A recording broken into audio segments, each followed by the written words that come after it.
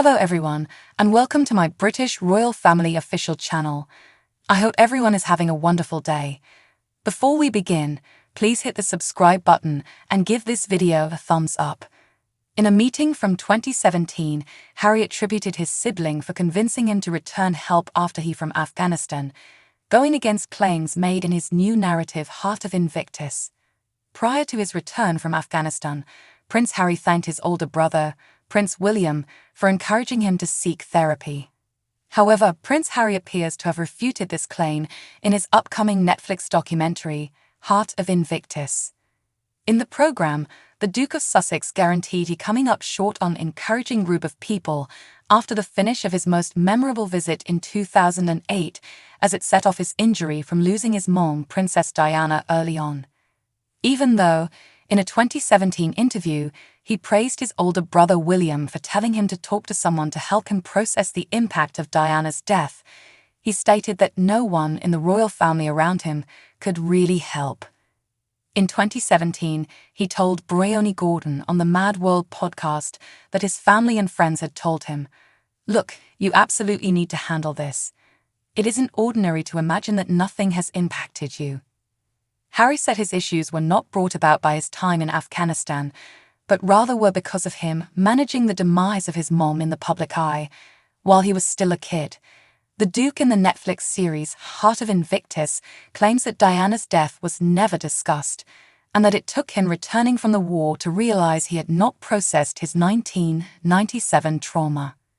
He additionally told the show, "Sadly, as the greater part of us, whenever you first consider treatment is the point at which you are lying on the floor in the fetal position, presumably wishing you had managed a portion of this stuff beforehand.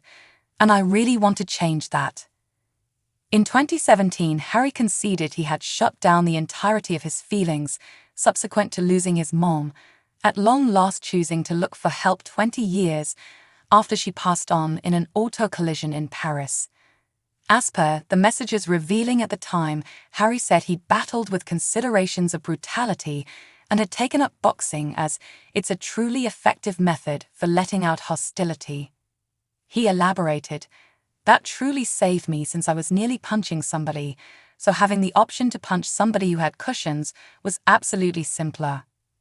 Harry was said to have received assistance with this from his brother and other friends when he returned from his second tour of Afghanistan in 2013. On her Mad World podcast, he said to Bryony Gordon, "I was a common 20, 25, 28-year-old going around going, life is perfect, or life is fine, and that was precisely it. Then we started having a few conversations, and all of a sudden, all of this grief that I had never dealt with came to the forefront, and I thought, there are actually a lot of things here that I need to deal with. I can securely say it isn't Afghanistan related. I'm not one of those guys who has been forced to watch my best friend get shot right next to me and have to put a tourniquet on both of their legs. Fortunately, express gratitude toward God, I wasn't one of those individuals. Everything revolves around timing, and my brother, bless him, was an enormous source of support for me personally. He kept repeating, 'This is not normal, this is wrong, you need to talk to someone about it, it's fine.'" Sovereign Elizabeth II passed on at 96 years old in September 2022, very nearly 1 year prior. Express.co.uk has investigated her late greatness #1 dishes. Sovereign Elizabeth I became sovereign at the period of only 27 and was the longest dominant English ruler ever. Royal chefs shared Her late Majesty's favourite foods over the years and the meals she ate on a regular basis with a team of world-class chefs and access to some of the best food money can buy. The late sovereign's previous cook, Darren McGrady, was Her late Grandness' own culinary expert for over 15 years. He cooked for 5 American presidents on state visits and accompanied her on 2 royal tours of Australia. At Kensington Palace, the chef served Prince William, Princess Diana, and other members of the royal family. The title of his book, Eating Royally: Recipes and Recognitions from a Castle Kitchen, the cook shared the late sovereign's eating inclinations as well as her #1 dinners from when she was alive. The chef claims that the late Queen ate 4 meals a day, each in small portions. In a progression of YouTube Duggars recordings, Mr. McGrady guaranteed the late ruler would consume breakfast, lunch, evening tea and supper. For breakfast, things were kept straightforward as indicated by illustrious biographer Katie Nicholl. Typically begins with a bowl of cereal and a cup of tea, followed by biscuits, Katie previously explained. As per Mr. McGrady, lunch was solid and normally comprised of barbecued fish with shriveled spinach or courgettes. He additionally said that the late sovereign very preferred barbecued chicken with salad as well.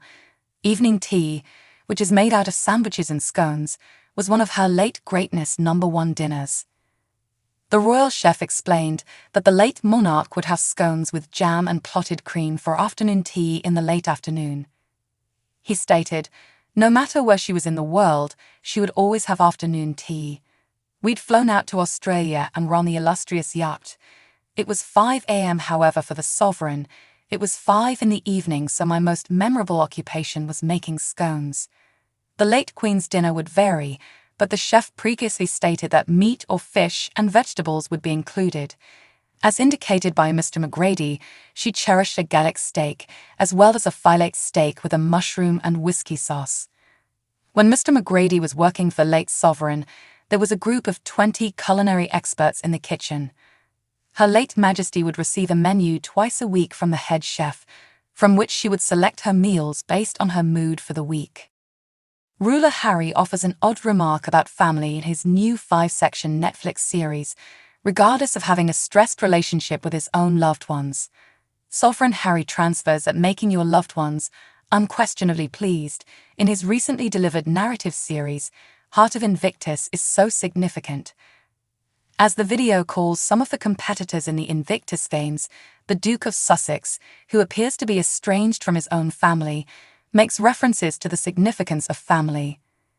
The previous Imperial at present lies in the US with his significant other, Meghan Markle, and their 2 kids, Archie and Lilibet. In the 3rd episode, Harry talks essentially to a portion of the contenders, offering them some guidance for the contests ahead. Harry stated, therefore, whenever you are out there kicking your asses, attempting to win a medal, or simply having fun, and you are making your family extremely proud, just cry when you get that feeling in your throat and think you might want to cry. Harry added, also offering them some encouragement ahead of the games. Tune in. Thank you for putting such a huge amount into this. You did it every day in a uniform, and that uniform had to be hung up for some reason. The core of Invictus narrative follows a portion of the contenders for the Invictus Games as they arranged for last year's occasion. The 2022 Games occurred in The Hague last April, with Harry showing up all through.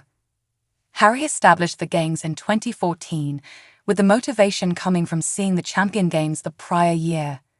He was additionally affected by his own experience in the military, having served in the military for quite some time. The Games of this year will be held in Dusseldorf, Germany, from September 9 to September 16. For the start date, Harry will fly to Germany and stay there for the entire time. On the side of her significant other, Meghan Markle will join Harry on September 11. It stays obscure where Sovereign Archie IV and Princess Lilibet II will join their folks in Germany. Thanks for watching. If you like this video, so please don't forget to subscribe my channel and don't miss any update.